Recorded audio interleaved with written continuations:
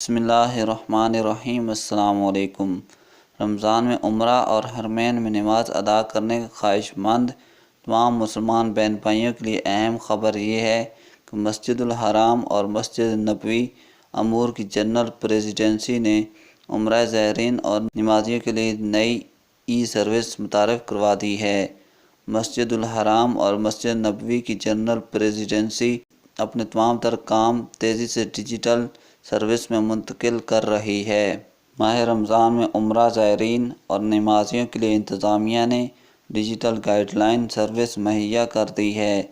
ارشدنی service متعارف کروا دی گئی ہے۔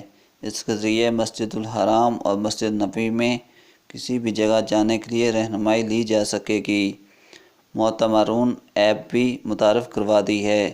اس ایپ کا بڑا مقصد عمرہ زائرین اور نمازیوں کو حرم شریف میں آنے جانے کے لیے سہولت فراہم کرنا ہے۔ سماجی فاصلے کے طور طریقوں کے علاوہ گروپ بندی کے بارے میں پوری تفصیل دی گئی ہے۔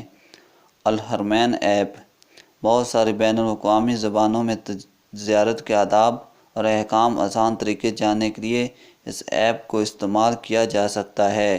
اس کے علاوہ اس کے ذریعے عمرہ زائرین اور نمازی جمعہ کے خطبے کا مشاہدہ کر سکیں گے۔ پانچوں نمازوں کے مناظر براہ راست دیکھ سکتے ہیں۔